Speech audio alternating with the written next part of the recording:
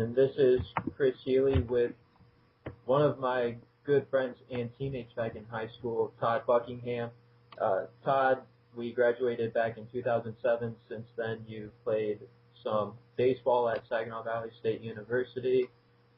Then you've gone on to Central Michigan University, and now you're at Michigan State University, getting your exercise physiology degree there. Uh, but also since then, you've done a lot of training for marathons and triathlons and iron competitions. Can you just talk about how you got into that? Sure. Yeah, it seems like a long time since high school, man. But yeah, when I went to Saginaw Valley, I played baseball for a couple of years, and then when that was done, I kind of needed something to do. And I got involved in the Warrior Dash competition. I don't know if you've heard of that, but it's like a 5K obstacle course through the mud and, under barbed wire and things like that. So I was like, I should really probably start running for this before I just kind of like dive into a 5K obstacle course. Yeah. So, for baseball, we didn't do a lot of running. Doing poles is about the extent of our running. So not quite up to the 5K, but so I started running for that and doing random things, and then I had the first race, that was probably back in 2008 when I did my first Warrior Dash. 2008 or 2009. No, that's not right. I stopped playing baseball in 2009. So it's 2010 was my last one because I've done 3 years in a row now. Yeah, that first one was crazy. It was just a sweet experience, Of course, I went out way too hard. Didn't pace myself at all and flew up at the end. But, that was kind of my basis for all my training that I've done. So when I finished that first Warrior Dash, I think I was like 19th overall, and I was like, man, it'd be really cool to win this one day, and they give a sweet Warrior Dash helmet. It's like a real Warrior helmet, and you might be able to see, wait, in the background there. Yep, you can't really see it well, but there's a couple real Warrior helmets there, and I've been fortunate enough to win the last 2 years in a row. But it wasn't easy. I mean, I've done a lot of training. You mentioned, marathons and triathlons. I did a half Ironman triathlon last summer, and that consists of a 1.2-mile swim, a 56-mile bike, and a 13.1-mile run. So, yeah, that was tough. Probably the toughest thing that I've ever done. It took me just under 5 hours to do, and yeah, it was painful. I could not move afterward. But no, I had a good time doing it. And I'm planning on doing another marathon here in May, and shooting for around 2:35 with that one. My first one I did in 2:40. So, trying to cut some time off, but, yeah, just staying at it. I've got, I'm racing for the Tri Club here at Michigan State, and we have collegiate nationals in Tempe, Arizona, in April. So that's kind of like my next big race that I'm prepping for. And then after that, the marathon is, I think, like a month and a half after that. So, yeah, it comes with a lot of training. Man, a couple weeks ago I put in 14 hours. I get over 200 miles in, swimming, biking, and running combined. I think last year I trained just under 400 hours for the entire year. So 396 according to your website. Yes. Yes, it's 396. So, you do the math, that's over an hour a day. So, it's not easy, especially trying to juggle training with a PhD. That's definitely a difficulty, especially when I have to, I'm at school at 7:30 in the morning. I teach, twice twice a week in the mornings for 3 hours each, and then I'm involved in research that takes up, another 10, 12 hours a week. And then on top of that, I'm taking 9 credits of class, which we get so much reading that we have to do. I was actually doing some of that earlier, researching articles and different things like that. So it's definitely a juggling act for sure. Not for the faint of heart. That's for sure. Yeah. Now, you talked about your training schedule when you go through that. How do you position your time so then you get all your classwork done, but still be able to get that like competitive advantage to compete? Yeah, what I do, and I told my class this last semester, probably the most important thing that I've learned is time management in, going on from Saginaw Valley to Central to now Michigan State. Time management is everything. I make an Excel spreadsheet of all the things I have to do during the day.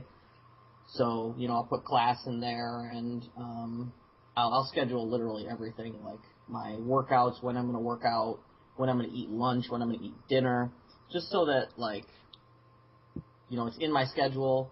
I can't skip it. If it's in my schedule, I see it on my schedule, that's something I got to do.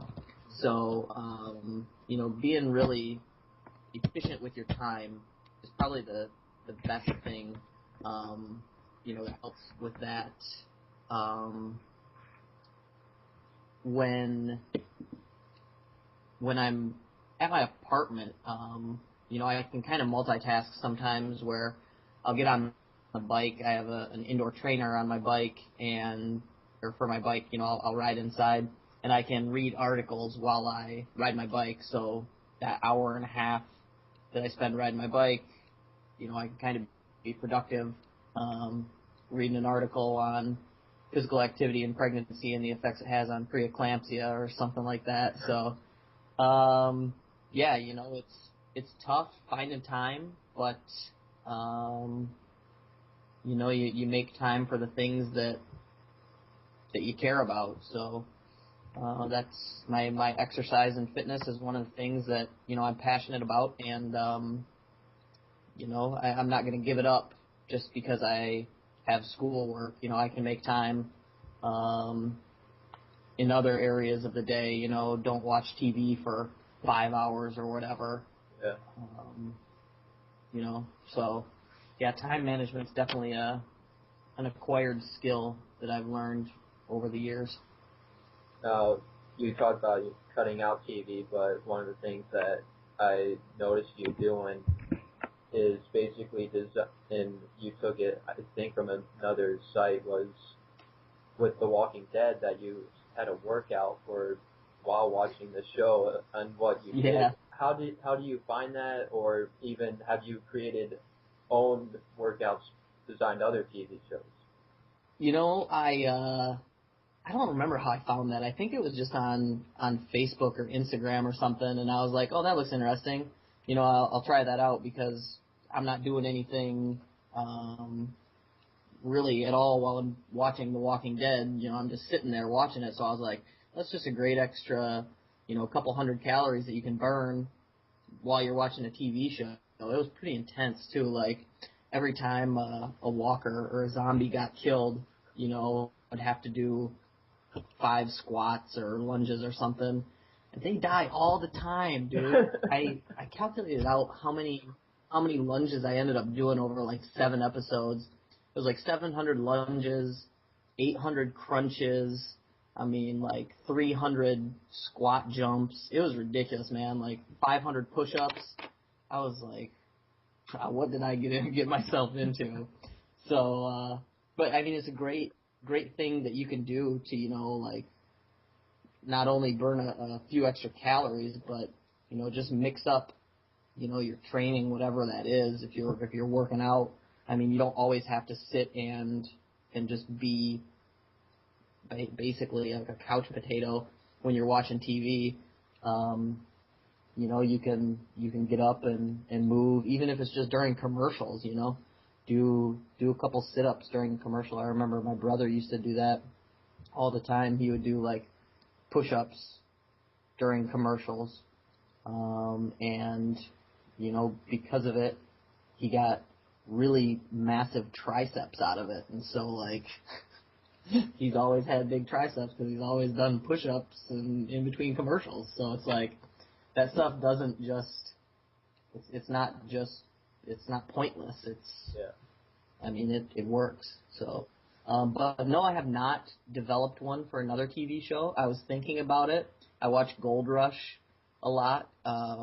That's the gold miners in Alaska and now they're in Guyana in South America. And they swear a lot on the show and they bleep it out. And I was like, I wonder if every time they swore, they bleeped it out. If you had to do push-ups or sit-ups or something, how many would that end up being? And I haven't done it yet because I'm afraid to, because it would probably end up being a lot. So we'll see on that one. I'll keep you posted. All right. Now you mentioned, and talked a little bit about in today's society, we're kind of a microwave society. Why wait for something to happen when you can have it now? Obviously, you just didn't jump into, going into triathlons and everything, but can you just talk about how people who maybe more like me were not the outstanding athlete, but slowly building up and maybe making smart goals, and I'll let you explain that because your blog post on that was great, but just talk about how you had to put in the work to get to where you want to be at. Yeah, that's one of the big problems that we run into, especially with like physical activity research, and people wanting to lose weight. I worked as a personal trainer for a few years at Saginaw Valley too, and it's just like people just want a magic pill to take to make them lose weight and to see results instantly. And actually, if physical activity were a pill, it would be the most widely prescribed drug in the world for every different type of disease or whatever that people have, because it's got so many benefits to it that like every doctor in the world would prescribe physical activity as medication if it were a pill, and people would take it, but they're not willing to put in the work to see the results, and that's probably the biggest problem, is getting people motivated to do physical activity, as opposed to just taking a pill for blood pressure, high blood pressure. They'd rather take a pill than walk for 30 minutes a day, which is ridiculous because the pill, not only does it have side effects, but it's also not, I don't want to say it's not proven to lower blood pressure, but I think that there are just so many more benefits to being physically active, because yes, it does lower your blood pressure. It also helps you lose weight, which is in turn going to lower your blood pressure even more. Losing weight reduces your risk of cardiovascular disease, respiratory problems. I mean, there's so many things that physical activity does for you that, I think a lot of people are in the dark about it. But even those who know about it, it's just, getting motivated to do it. And so that's one of the big struggles with, exercise physiologists, is getting people motivated and trying to figure out what motivates people to be physically active, whether it's, intrinsically, like they're motivating themselves, or if it's extrinsic, so, I'm motivating you to, get in the gym, or, do an extra mile when you're running or something like that. So it's really tough, man. It's, and I think that a lot of the motivation needs to be intrinsic, because, you gotta grow up sometime, right? You're an adult. Nobody's gonna hold your hand and feel sorry for you that, you're overweight if you're sitting on the couch all the time. Stop, make better lifestyle choices, Um, it's really easy, but I shouldn't say that. It's not really easy. Once you get into the pattern of being physically active, it's really easy. I mean, it's just like with anything. What does it take? 21 days to make a habit? So, make exercise a habit for 21 days, and then if you go a couple days without it, you're going to feel weird. I know I was hurt last week. My knee just was really sore, and I couldn't do anything. I couldn't run. I couldn't bike. I couldn't swim. And I literally, it was the second day that I had taken off. And I was like, something is wrong. Like, I need to be back exercising. It was only 2 days that I had taken off. And it just felt weird because I hadn't done my exercise. And, every day I work out. And so when you get into that habit, it just makes everything easier. So that's probably the biggest thing that I would advise someone to do if they're looking to try to be more physically active. Just do a little something. It doesn't have to. You don't have to go run 10 miles every day. You don't have to bike for an hour and a half to 2 hours every day. But just do a little bit. Run a mile a day. Get on the bike for 20 to 30 minutes a day, right? Right. It's going to take you to run a mile or two, even if you're going slow. Half an hour you could walk a mile. Half an hour or 2 miles is going to take you, 30 minutes to run. So, there's really no excuse to say, well, I don't have 30 minutes in my day to work out. In one of my blog posts, I posted about time and how we are always talking about, there's not enough time in the day. And one of my classmates said that to me, another PhD student, and he said, man, there's not enough time in the day, and I agreed with him. And then I was looking on Facebook, and I saw this post that said something like, you have just as much time in the day as Albert Einstein, Abraham Lincoln, Helen Keller, all these great people that did great things. You have the same amount of time in a day as them, so don't tell me that you don't have enough time to get off your butt and work out or read a book or something for the day. So, it's crazy. We spend so much time on social media and watching TV, and it's always at our fingertips, which is a problem. For a lot of people, they have trouble putting their phones down for 2 minutes, and it's even been diagnosed in people where they have separation anxiety from their cell phones, and that's leading to all these problems. So I think I calculated in my blog post about time, I every morning, I'll wake up, my alarm will go off, and I'll look at Instagram and see what people have posted from the last day or so, and check out Facebook. And I spend about 10 minutes every morning on Facebook and Instagram there, and then I spend more time on it throughout the day. But if you just look at those 10 minutes in the morning, if you multiply that out throughout the year, so 10 times 365, 10 minutes a day and 365 days in a year, that's 3,650 minutes for the year that you spend on social media, if you just spend 10 minutes on it a day. And that comes out to something like 2 whole days out of the year that you're spending on social media, if you just do 10 minutes a day. Now, I know none of us does 10 minutes of social media a day. It's probably closer to 2 or 3 hours. So if you multiply that out by 365, you're looking at, just days that you're spending on social media, and it could all be avoided, I think.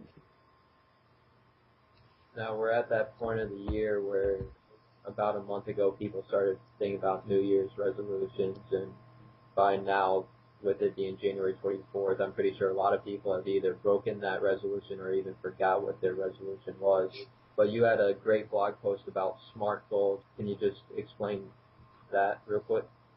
Yeah, so what a SMART goal is, SMART is actually an acronym for specific, measurable, attainable, relevant, and time-oriented or time-specific. So when you're setting goals, you don't just want to have a broad goal of saying, like, I want to lose weight or I want to be healthy. Because that's not really, like, how do you attain that? How can you tell if you're healthy? What defines health to you might be something different than, what defines health to me. So being specific is a big thing. So saying, if you want to be healthy or you want to lose weight, tell me how much weight you want to lose or what you want to do to be healthy. So you could say, let's say I want to lose weight. Okay, so I want to lose 5 pounds in the next 2 months. And then you can reevaluate your goals after those 2 months, see where you're at, and then, set a new goal. Measurable, like I said, losing weight or losing 10 pounds, you're able to actually measure the 10-pound weight loss as opposed to, okay, losing weight. Yeah, you can measure if you lose weight, but you're not really sure, how much weight you want to lose. So you want to set a measurable goal. Attainable, you want it to be something that's within reach and not like, I want to lose 50 pounds in the next month, because that's not going to happen. All right, and that's another problem. Shows like The Biggest Loser make everybody think that that's possible, and it's really not. For those people it is, because they're morbidly obese. They are so far overweight that 50 pounds is like a tenth of their body weight. Not that much, because that means the person would be 500 pounds, but they're pretty close. So you want it to be attainable, something you can reach, but not so far away that you're never going to get there, because then you're just going to get discouraged.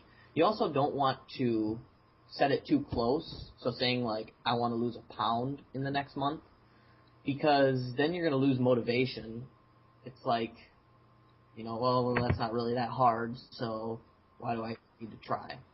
So that's attainable. Relevant, you want it to like make sense. Why do you want to lose the weight? Okay, do you want to lose the weight because it's going to make you a better mathematician? Okay, that's not really relevant. To set a relevant goal, if you're trying to work on your math, you would probably want to study math more. If you want to set a goal of, running a faster marathon, maybe losing weight would fit that goal. So it should be relevant to, what you're trying to accomplish. And then time specific, kind of like I've been saying, you want to have a deadline. So losing 10 pounds in 2 months. All right, giving yourself that 2 months to lose the 10 pounds holds you accountable instead of just saying, I want to lose 10 pounds, because then you really have no time limit to do that. So by giving yourself a time limit, you kind of are holding yourself accountable, and that way you can reevaluate your goals,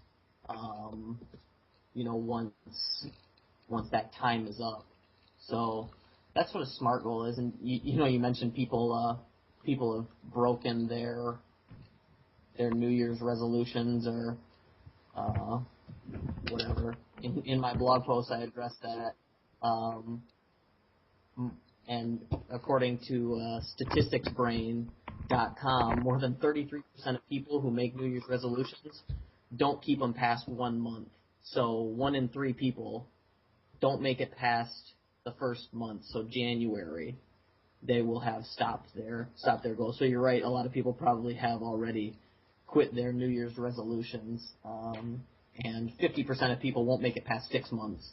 So they still have a little time, but yeah, it's and I think part of the problem that people aren't keeping their goals is because they're not, they're not smart. They're not specific, measurable, attainable, relevant, or time specific. So they really are just like, well, it's too easy, or I don't really have a date in mind that I want to do it, so I'll just let it go. So yeah, that's a smart goal for you. Almost wrap this up. You kind of talked about what you did last year, and for people that don't know, some of your statistics from last year was 4,589 miles, 396 hours trained, which we mentioned before, and 514 total workouts. So, basically almost a workout and a half a day pretty much for the year. What are your goals for 2014? Yeah. I know you got some races that you want to do, but what are you pushing yourself for the rest of 2014? So in the first month of, well, not the first month because we're not through January yet, but in the first 20 days or something, I was on pace for almost 10,000 miles trained, which might be a little stretch, but I definitely want to get at least 5,000 because that was my goal last year, and I fell a little short. So, I want to get at least 5,000 miles swimming, biking, running. 200 of that I want to come from swimming. I want 3,300 to come from biking and 1,500 to come from running. And that was one of my goals last year that I didn't get. I did get the 1,500 miles of running, so that was good. Where I really fell short was the swimming. I think I only hit about a little over half of my achieved, or my number that I set. And that's something I've definitely been working on. I'm swimming a lot more and really working on that aspect of triathlon because it is my weakest of the three disciplines. And I've been spending a lot more time on the bike too, which, takes time away from my running that I don't like because running's my favorite, but it's also the one that I'm best at, so I need to focus on those other two so that, I can be a more well-rounded triathlete instead of a runner who makes it through the swim and the bike to get to the run. So I think to be a better all-around triathlete, I need to work on those two. A couple other goals that I have, I want to, like I told you, my next race is the Collegiate Nationals in Tempe, Arizona for triathlon. And I would really like to finish in the top 100 of the participants in that. That would, I think, put me around a little over a 2-hour Olympic distance triathlon. If I'm really reaching the top 50 would be great.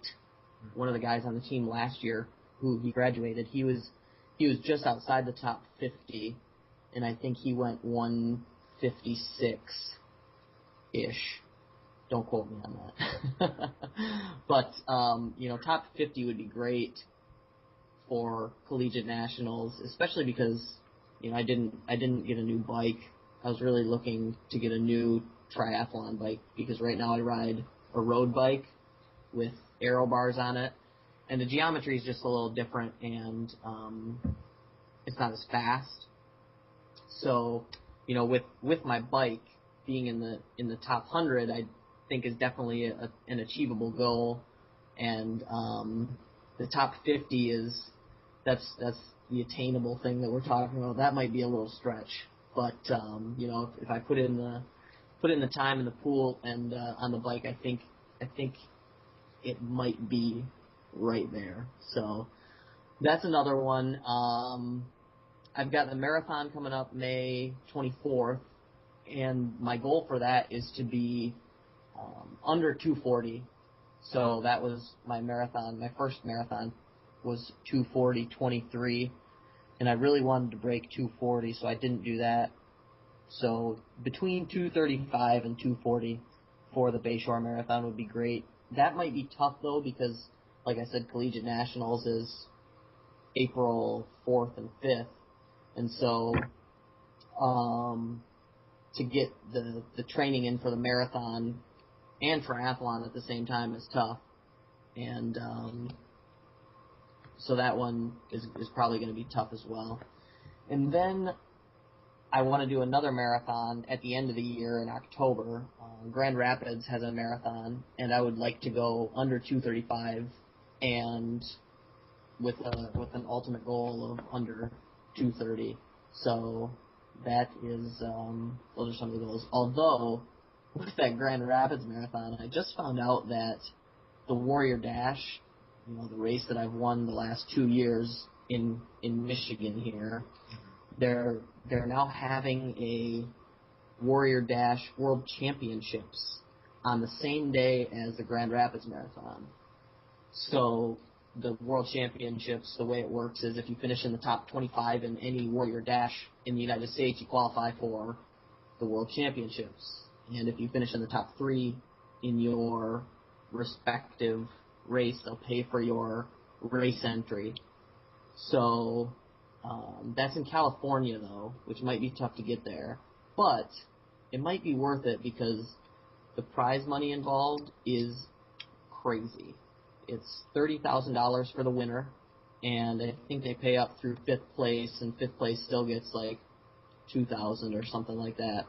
So that might be fun to really challenge myself against the best Warrior Dash athletes, or Warrior Dashletes. With Warrior Dashletes. To challenge myself against the best Warrior Dashletes, in the United States. So I'm still kind of, figuring that out and where I'm going to go with that. But, I think those are my big goals for the year. I want to do some other triathlons in there. I'd really like to do a 5K and run it under 15:30. That's kind of just that'd be nice at the end of the season, or somewhere in there to just get into a local 5K and run really fast.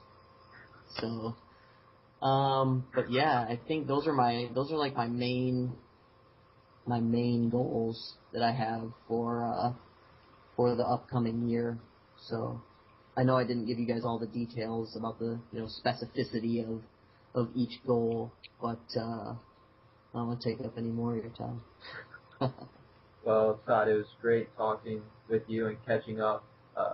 If you want to ask Todd any questions about exercise or talk about love for cinnamon rolls, you can reach him at toddbuckingham.com, and your Twitter is at ToddBuck1. Todd, thank you for your time again, and have a great night. Hey, thanks, Chris. Appreciate it.